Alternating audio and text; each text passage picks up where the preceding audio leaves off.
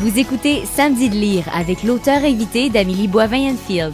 Je suis toujours accompagnée de mon auteur invité de cette semaine, Richard Sainte-Marie. Là, Richard, faut qu'on parle de ton 3e polar, Repentir, qui a été publié à la fin de août dernier. Oui. Est-ce que tu peux un peu rapidement raconter l'histoire aux auditeurs de Repentir? Oui, Repentir, c'est basé sur 50 ans d'expérience dans mon métier d'artiste. J'en ai fait, j'en ai vendu, j'en ai acheté, j'en ai parlé, j'ai enseigné ça. Et j'ai fait de la radio, j'ai interviewé beaucoup d'artistes et tout le monde du milieu. Et ça m'a donné, sur 50 ans, pas mal d'expérience dans le domaine. Et je rêvais de faire un livre qui se passe dans mon milieu, dans le milieu de l'art.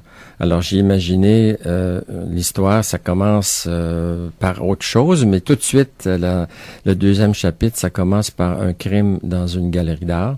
Le galeriste est assassiné. Et il y a aussi un vieux policier qui est en congé, qui est là, qui n'a pas d'affaire à être là, qui n'est pas rapport, comme on dit. Alors, mon sergent détective Pagliaro, le même policier qui est dans mes autres livres, enquête là-dessus. Vu que c'est un policier de Montréal qui est assassiné, ben c'est la sûreté qui fait l'enquête. Et là, il se met à rencontrer des témoins et aussi des suspects, ceux qui ont quelque chose qui ont eu des chicanes avec lui. C'est ça que les flics font toujours. Et là, il s'aperçoit qu'il en apprend beaucoup plus sur la victime que sur le meurtrier. Alors, ça avance pas, son enquête. Ça va avancer, par exemple, quand même à la fin, il faut que ça soit résolu.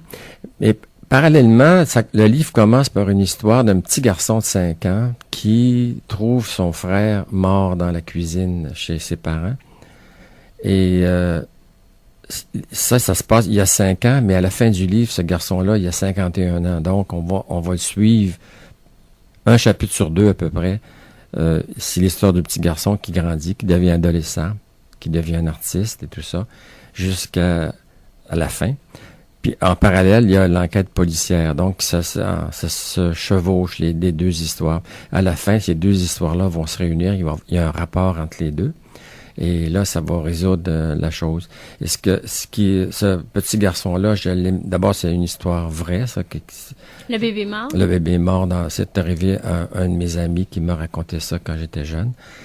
Donc, j'en dirai pas plus, je veux que les gens l'apprennent, mais c'est une triste histoire qui est vraie. Mais vu que je connaissais pas les détails, je les ai inventés. Encore là, je les ai volés.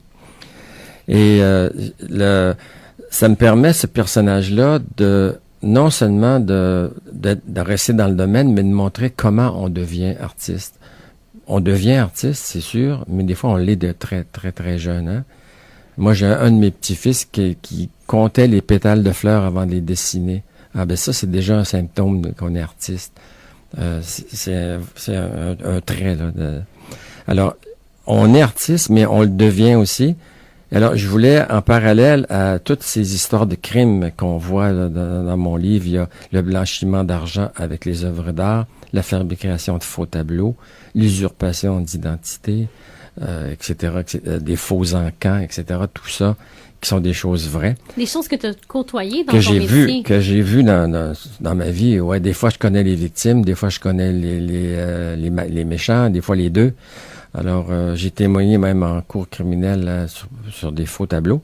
Alors, tout ça, le petit garçon, c'est l'élément plus poétique, puis aussi l'élément du côté du créateur, de comment on devient créateur.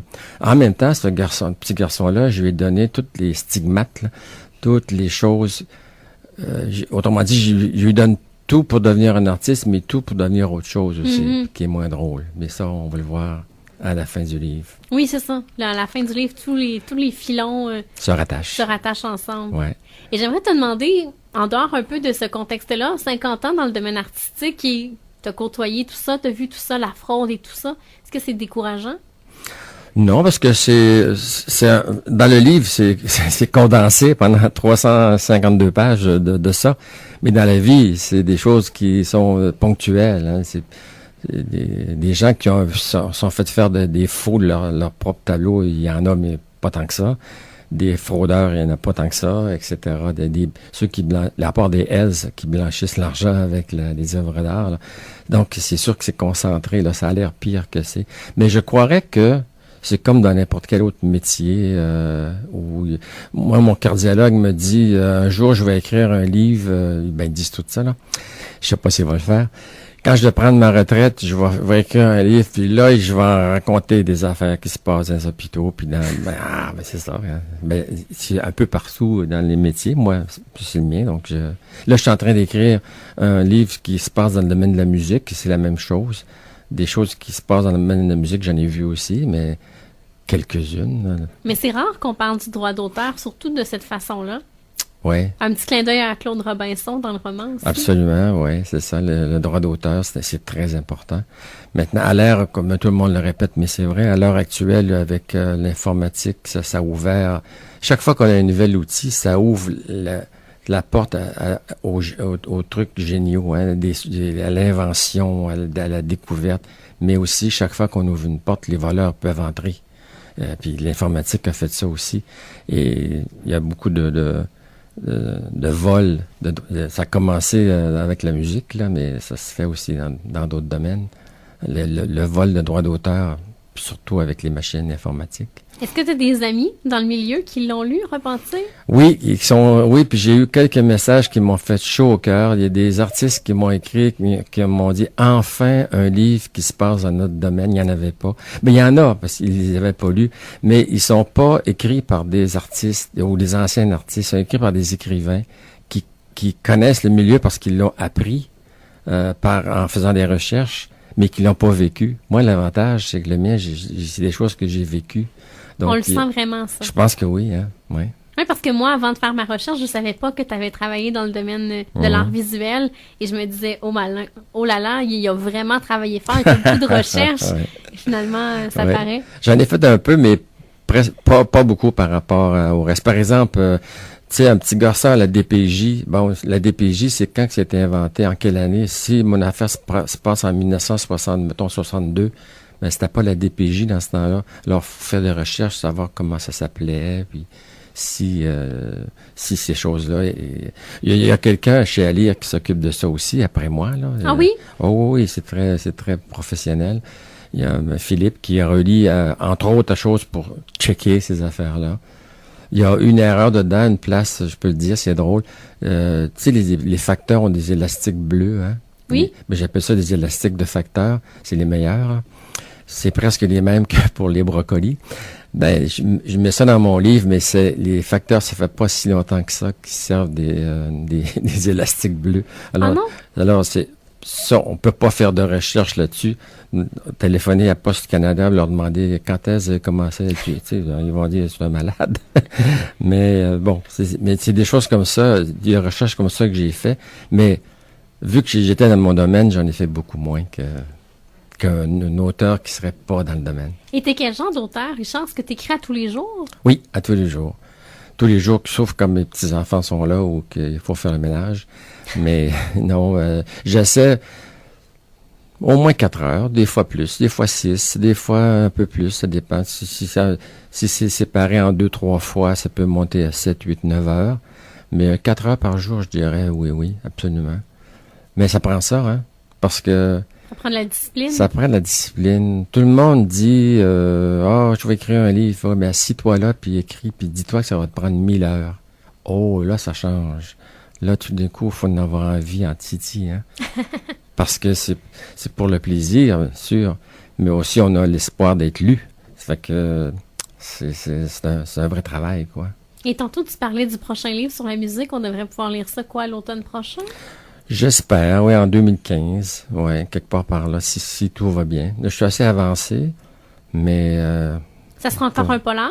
Oui, avec le même policier d'ailleurs, oui. Toujours le même policier, Francis Pagliaro. Mais avec la toile de fond de la musique, cette fois-ci. La toile de fond de la musique, des enregistrements, des tournées, des studios. Alors, il y a des crimes qui se passent dans ce domaine-là. Alors, ce qui est intéressant, c'est comme dans mon livre Repentir actuel, Francis Pagliaro, c'est un policier cultivé, il aime la musique classique, lui, hein, il aime Schubert. Alors, il y a un petit côté philosophe aussi. Il y a un petit côté philosophe, il est étudiant en philosophie à temps partiel à l'université. Alors, il en apprend des choses en faisant son enquête. Et en musique, c'est pareil. Il aime la musique classique. C'est pas un musicien. Puis là, mon livre va se passer dans le domaine du jazz puis du blues, alors, puis la musique de cirque. Alors, lui, il va en apprendre des choses sur la musique qu'il connaît pas. Et je pense que ça peut intéresser les lecteurs. Il y a des lecteurs qui m'ont déjà parlé de Repentir en me disant c'est le fun parce qu'on apprend des choses puis c'est pas plate. Parce que j'en ai enlevé. J'ai fait lire ma première lectrice, c'est ma blonde Francine. Puis elle me disait des bouts, ça c'est un peu long, là, tu sais. C'est un peu plate, là. Alors, j'ai mis exactement ce qu'il fallait pour qu'on sache les choses. Et apparemment, ça fait plaisir aux lecteurs. Oui, moi, j'ai appris plein de choses. Ah, ben c'est super. C'est fait pour. Richard, si tu me permets, on s'arrête et dans les prochains instants, on va parler de ton coup de cœur littéraire. OK.